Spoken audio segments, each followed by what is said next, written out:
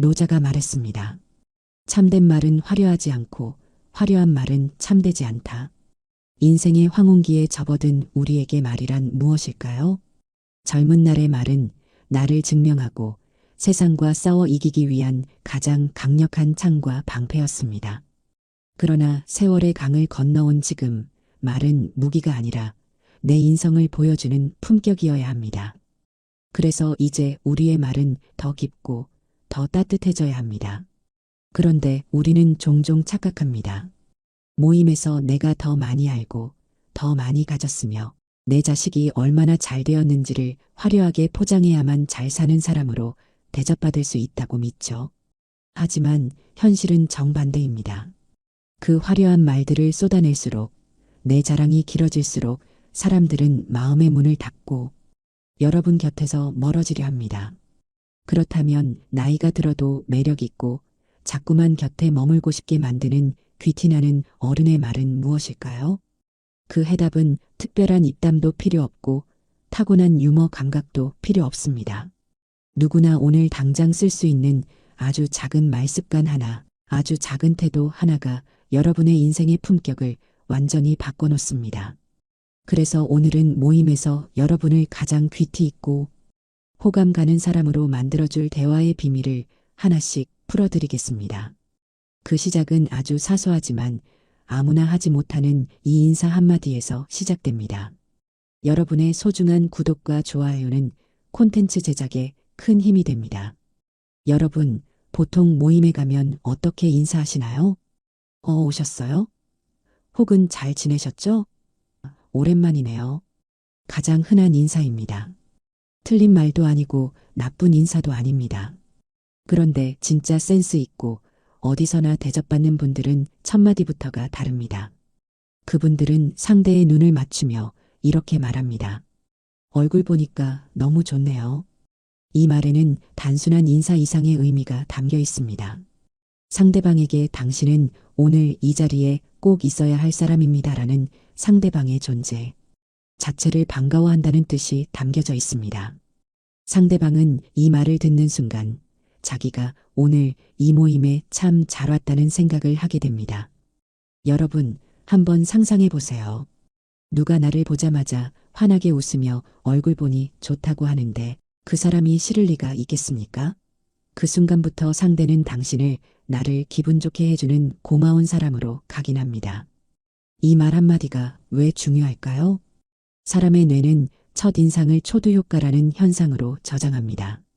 처음에 받은 인상이 그 뒤에 일어나는 모든 일에 해석하는 기준이 된다는 겁니다. 쉽게 말해 처음에 따뜻한 인상을 받으면 그 뒤에 상대방이 좀 실수를 해도 그럴 수 있지 하고 넘어갑니다. 반대로 처음에 차가운 인상을 받으면 그 뒤에 아무리 좋은 말을 해도 뭔가 속셈이 있나 하고 의심하게 된다는 거죠. 비슷한 인사 표현들을 몇 가지 더 기억해 두시면 좋습니다. 오늘 오신다고 해서 기대했어요. 역시 오셔야 모임이 살죠. 건강해 보이시니 좋네요. 이런 말들의 공통점이 뭔지 아십니까? 모두 상대방으로 시작한다는 겁니다. 내 이야기가 아니라 상대방 이야기로 대화를 시작하는 겁니다. 당신이 여기 있다는 것 자체가 나에게 기쁨이다. 이걸 말로 표현하는 겁니다. 반대로 피해야 할 인사도 있습니다. 아이고, 나 오늘 컨디션이 안 좋아서 요즘 허리가 아파 죽겠어요. 길이 왜 이리 막히는지. 이런 말들은 전부 나로 시작합니다. 만나자마자 내 사정, 내 핑계, 내 불편함을 늘어놓는 겁니다. 듣는 사람 입장에서는 아, 그렇구나 하고 넘어가지만 마음속으로는 벌써 피로감이 쌓이기 시작합니다. 첫 인사에서 내 이야기를 먼저 하면 그 모임 내내 내 이야기 많이 하는 사람으로 인식됩니다. 반대로 첫 인사에서 상대방을 먼저 반기면 배려 있는 사람으로 기억되어집니다. 그런데 여기서 조심할 게 하나 있습니다. 이렇게 좋은 첫 인상을 만들어 놓고도 모임이 끝날 때쯤이면 오히려 비호감이 되어버리는 사람들이 있습니다. 왜 그럴까요? 보통 모임에서 피해야 할 행동 1순위를 물으면 모두가 자기 자랑이라고 답합니다. 맞습니다. 쉴 새 없이 자식 자랑, 돈 자랑 늘어놓는 사람 옆에 앉으면 2시간이 이틀처럼 길게 느껴지죠. 하지만 자랑보다 훨씬 더 치명적이고 위험한 진짜 독이 있습니다. 바로 가르치려는 마음입니다. 모임에 나가면 꼭 이런 분이 한 분쯤 계십니다. 누가 무슨 말을 해도 아, 그건 말이야 하고 끼어듭니다. 누가 여행 이야기를 하면 거기 나도 가봤는데 그 식당 말고 여길 갔어야지. 누가 건강 걱정을 하면 그렇게 하면 안 돼. 내가 해봤는데 이렇게 해야 효과 있어. 본인은 도움을 주고 있다고 생각합니다. 내가 가진 경험과 지혜를 나눠주는 거니까 좋은 일이라고 믿습니다. 그런데 듣는 사람들은 어떨까요? 점점 입을 닫게 됩니다. 또 시작이네. 내가 한마디 하면 10마디 하겠지 싶어 그냥 가만히 있게 되는 겁니다. 결국 대화는 한 사람의 독백으로 흐르고 나머지 사람들은 지쳐서 하나둘 자리를 피하게 됩니다. 왜 가르치려는 마음이 자랑보다 더 위험할까요? 자랑은 듣기 불편하긴 해도 나에 대한 지적은 아닙니다. 하지만 가르치려 드는 건 다릅니다. 그건 상대방에게 너는 모르고 있다. 너는 틀렸다. 너는 부족하다는 메시지를 은연중에 보내는 겁니다. 더 안타까운 건 자랑하는 사람은 본인이 자랑하고 있다는 걸 어느 정도 알지만 가르치려는 사람은 본인이 도움을 주고 있다고 착각합니다. 그래서 멈추질 못합니다. 사람의 마음에는 참 묘한 특성이 하나 있습니다. 내가 원하지 않았는데 받은 조언은 아무리 좋은 내용이라도 불쾌하게 느껴진다는 겁니다. 심리학에서는 이것을 심리적 반발 현상이라고 부릅니다. 누군가 나에게 이래라 저래라 하면 본능적으로 저항하고 싶어지는 거죠. 특히 나이가 들수록 이 반발심은 더 커집니다. 60, 70년을 살아온 분에게 이건 이렇게 하세요 라고 하면 속으로 어떤 생각이 드시겠습니까? 내가 너보다 오래 살았는데 그것도 모르겠냐? 이런 마음이 드는 게 당연합니다. 그러니 모임에서 품격을 지키고 싶다면 절대 하지 말아야 할 행동은 바로 가르치려는 태도입니다. 그리고 절대 하지 말아야 할 말이 하나 더 있습니다. 내가 틀린 말했어? 입니다. 이 말이 왜 나쁜지 아십니까? 사실이라고 해서 다 말해도 되는 건 아니기 때문입니다. 대화는 옳고 그름을 가리는 재판이 아닙니다. 마음과 마음이 오가는 통로여야 합니다. 팩트로 친구를 이겨서 무엇하겠습니까?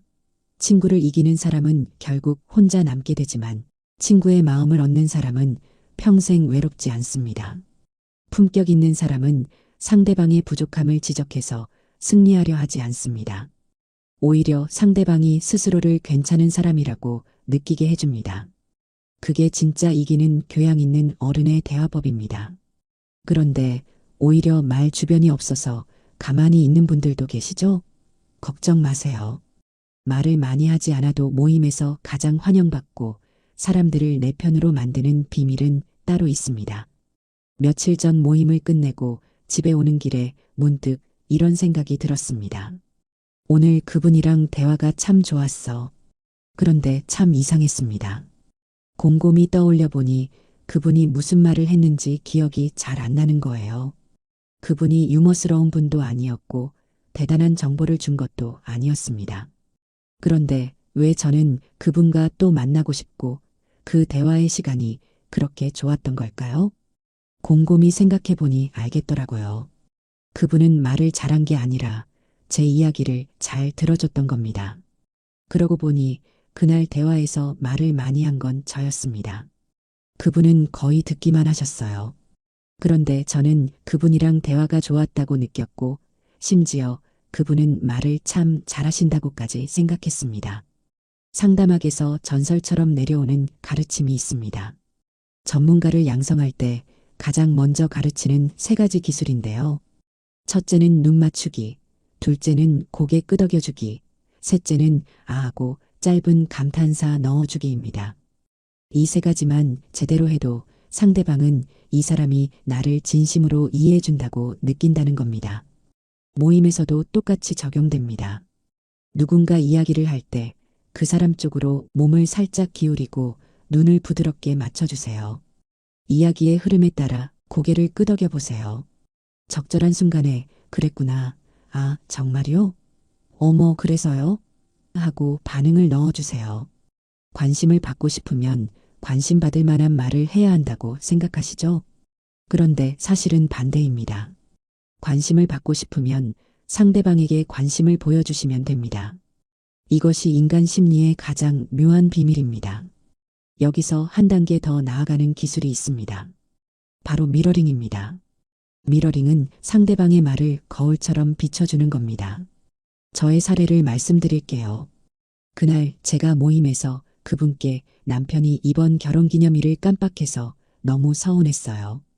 이런 푸념을 했습니다. 이때 보통은 남자들이 원래 다 그렇죠. 우리 남편도 그래요. 같은 조언을 하기 쉽죠. 틀린 말은 아닙니다. 위로해 주려는 마음도 알겠습니다. 그런데 그분은 다르게 말씀하셨어요. 남편분이 결혼 기념일을 깜빡하셔서 서운하셨군요. 이 한마디에 제 마음이 녹아내렸습니다. 제 감정이 정확하게 이해받았다는 느낌이 들었기 때문입니다. 이 사람이 내 마음을 알아주는구나 하는 느낌이요. 조언을 해준 것도 아니고 해결책을 제시한 것도 아닌데 마음이 풀렸습니다. 우리는 누군가에게 속상한 이야기를 할 때 사실 해결책을 원하는 게 아닐 때가 많습니다. 그래서 어떻게 하라고 하는 조언보다 그랬구나, 많이 속상했겠다 하는 공감이 필요한 거예요. 하지만 여기서 정말 주의할 게 있습니다. 저도 가끔 실수했던 부분이기도 합니다. 바로 가짜 경청입니다. 겉으로는 고개를 끄덕이며 응, 그래라고 대답하지만 머릿속으로는 이런 계산을 하는 거죠. 다음에 내가 뭐라고 말하지? 나도 비슷한 경험 있는데 빨리 얘기하고 싶다. 저 말은 좀 틀린 것 같은데 빨리 정정해주고 싶다. 이렇게 속으로 내 차례만 준비하고 있는 건 진짜 경청이 아닙니다. 여러분, 진짜 경청은 다음에 뭐라고 말하지를 내려놓는 것에서 시작됩니다. 그저 상대의 이야기 속으로 함께 걸어 들어가는 겁니다. 이렇게 진심으로 들으면 억지로 노력하지 않아도 그랬구나라는 진심 어린 반응과 끄덕임이 저절로 나옵니다. 이렇게 잘 들어주면 나중에 상대방은 이렇게 기억합니다. 오늘 그 사람이랑 대화가 참 즐거웠어. 심지어 그 사람 말을 참 잘해라고까지 합니다. 이상하지 않습니까?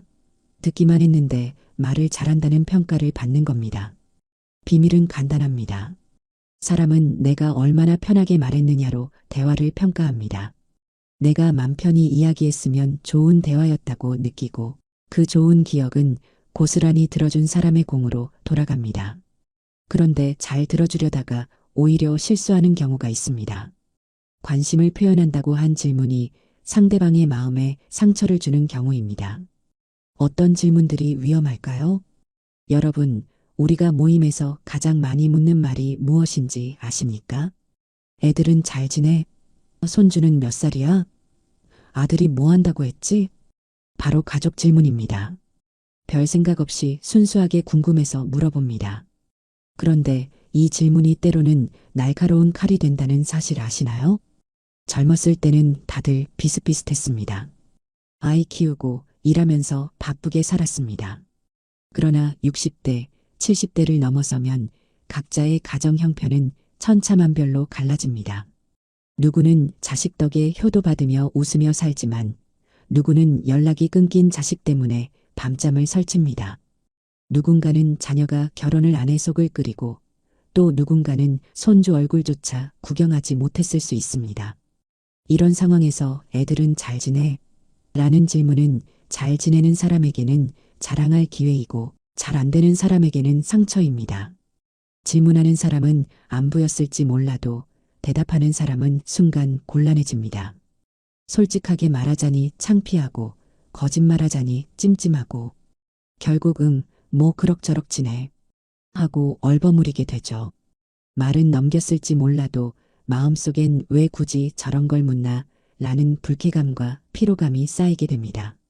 특히 최악은 비교가 섞인 질문입니다. 아들은 요즘 무슨 일해? 민수네 아들은 이번에 대기업으로 이직했다고 하던데. 순복이네 딸은 이번에 결혼한다는데. 너희 집 딸은 소식 없어? 이런 말은 무심코 던진 말일지 몰라도 듣는 사람에게는 비수가 됩니다. 요즘 같은 시대에 취업과 결혼이 어디 부모 마음대로 되나요?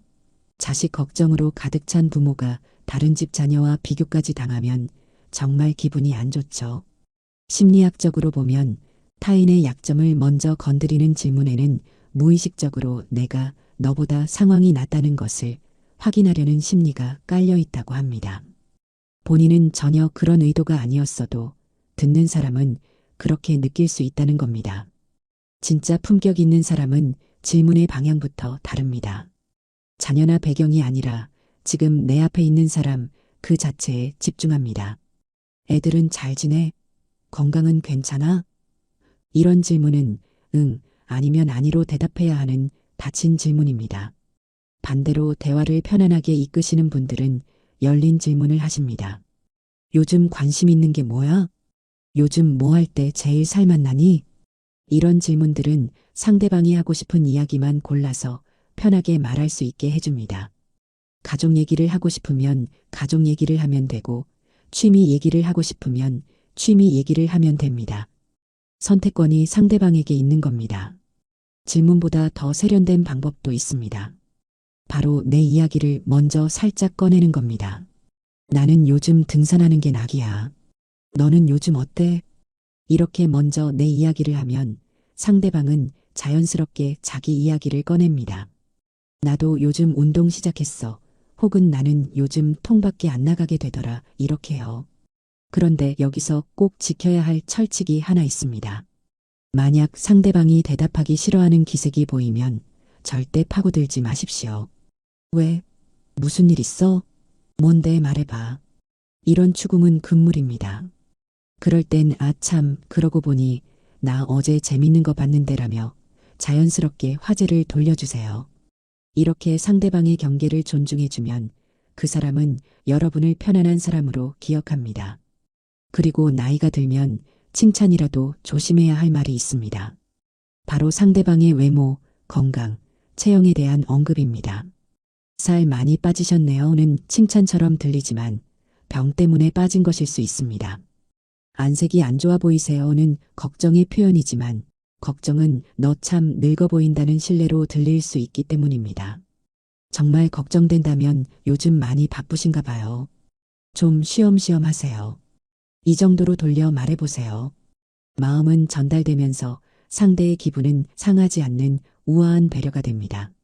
모임에서 질문할 때 딱 하나만 기억하십시오.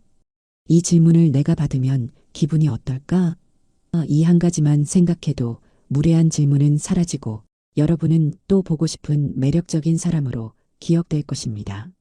자, 이제 모임이 즐겁게 마무리되었습니다. 그런데 여기서 여러분을 절대 잊을 수 없는 사람으로 만드는 결정적인 한 방이 남아 있습니다. 여러분, 대화에서 가장 중요한 순간이 언제인지 아십니까? 처음도 중간도 아닙니다. 바로 마지막입니다. 이건 심리학으로 증명된 사실입니다. 노벨 경제학상을 받은 심리학자 데니얼 카너먼은 사람의 기억에는 분명한 법칙이 있다고 밝혔습니다. 바로 피크, 엔드 법칙입니다. 카너먼에 따르면 사람은 어떤 경험을 기억할 때 전체를 기억하지 못한다고 합니다. 대화가 얼마나 길었는지, 중간에 어떤 사소한 이야기가 오갔는지는 금방 잊어버리죠. 대신 딱 두 가지 가장 강렬했던 순간과 마지막 순간을 기억한다고 합니다. 실제로 아주 흥미로운 실험이 있었습니다. 같은 강도의 통증 치료를 받은 두 집단 중 한 집단은 마지막에 덜 고통스럽게 마무리했습니다.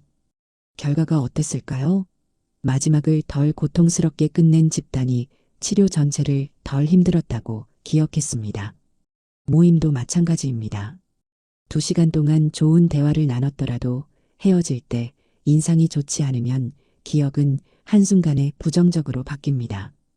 반대로 중간에 조금 어색한 순간이 있었더라도 마지막을 잘 마무리하면 그 모임은 참 좋았던 자리로 남습니다. 그래서 헤어질 때 하는 말 한마디가 그날 모임 전체의 인상을 결정짓는 겁니다. 그렇다면 여러분은 평소 어떻게 헤어지십니까? 다음에 또 봐요. 들어가세요. 조심히 가세요. 보통 이렇게 말씀하시나요? 물론 나쁜 인사는 아니지만 평범해서 기억에 남지 않습니다. 진짜 대화의 고수들이 헤어질 때 반드시 이 말을 합니다. 오늘 덕분에 시간 가는 줄 몰랐어요. 이 말이 왜 그토록 강력할까요? 첫 번째는 상대방을 주인공으로 만들어주기 때문입니다. 오늘 재미있었다가 아니라 덕분에라고 했습니다. 재미있었던 이유가 상대방 때문이라고 말해주는 겁니다. 듣는 사람은 내가 이 모임에 기여했구나 하는 뿌듯함을 느낍니다. 둘째는 시간 가는 줄 몰랐다는 건 그만큼 그 시간이 소중했다는 뜻입니다. 지루함이 전혀 없었고 당신과의 시간이 같이 있었다는 뜻입니다. 여기에 덧붙이면 더욱 빛나는 표현들도 있습니다. 오늘 많이 배우고 갑니다. 오늘 이야기 정말 좋았어요. 다음에 또 듣고 싶네요. 건강하셔야 다음에 또 뵐 수 있잖아요. 꼭 건강하세요. 이 표현들의 공통점이 보이시나요? 내가 좋았다는 자랑이 아니라 당신 덕분에 행복했다는 메시지를 전하는 것이죠. 반대로 우리가 무심코 내뱉지만 그날의 노력을 물거품으로 만드는 마지막 인사도 있습니다. 아이고, 이제 너무 피곤하다. 빨리 가서 쉬어야지. 다음엔 좀 짧게 합시다. 너무 길었네. 본인은 그냥 솔직하게 말한 건데 듣는 사람은 내가 지루하게 했나, 내가 너무 붙잡았나 라는 씁쓸한 기분으로 발길을 돌리게 되죠. 그런데 이거 아세요? 진짜 고수들은 헤어질 때 다음 만남의 씨앗을 뿌리며 마침표를 찍습니다. 오늘 말씀하신 그 맛집, 다음에 같이 가봐요. 그 책 꼭 읽어볼게요. 다음에 만나면 그 얘기 또 해요. 다음엔 제가 아는 좋은데 소개해드릴게요. 이렇게 말하면 오늘 모임은 끝이 아니라 새로운 만남으로 이어지는 설렘이 됩니다. 상대방은 이 사람이 나를 다시 만날 가치가 있는 사람으로 생각하는구나 라며 깊은 여운을 안고 돌아가게 됩니다. 헤어짐은 그 자리에서 끝나지 않습니다. 만약 모임에서 의미 있는 대화를 나눴다면 다음날 간단한 연락을 보내보세요. 문자 메시지로 어제 만나서 반가웠습니다. 건강하세요라고 한 줄만 보내도 됩니다. 나이가 들면 새로운 관계를 만드는 것보다 곁에 있는 소중한 관계를 잘 유지하는 것이 훨씬 중요합니다. 헤어질 때의 따뜻한 한마디, 그리고 그 다음 날의 작은 관심이 여러분의 관계를 더욱 풍성하게 만들어줍니다. 피크, 엔드 법칙을 기억해 주세요. 여러분이 찍은 그 우아한 마침표 하나가 여러분을 다시 만나고 싶은 최고의 인기쟁이로 만들어줄 것입니다. 여러분, 나이가 들면 말 한마디 한마디에 무게가 실립니다. 그 무게를 상대를 가르치거나 억누르는 데 쓰지 마십시오. 대신 상대를 품어주고 지지해주는 힘으로 쓰시기 바랍니다. 겉모습이 화려하지 않아도 좋습니다. 형편이 조금 넉넉지 않아도 품격은 유지할 수 있습니다. 하지만 말투가 거칠고 무례해지면 그동안 쌓아온 품위는 한순간에 무너집니다. 나이가 들어 가장 빛나는 매력은 화려한 언변이 아니라 사람의 마음을 녹이는 따뜻한 말투에서 나옵니다. 말투야말로 나를 증명하는 가장 정직한 명함이기 때문입니다. 오늘 저 또한 여러분의 귀한 시간 덕분에 정말 시간 가는 줄 모르고 이야기했네요. 우리가 건강해야 다음에 또 기분 좋게 뵐 수 있지 않겠습니까? 꼭 건강하십시오. 여러분의 모임이 더 따뜻하고 더 즐겁고 더 의미 있는 시간이 되시길 바랍니다. 시청해 주셔서 감사합니다.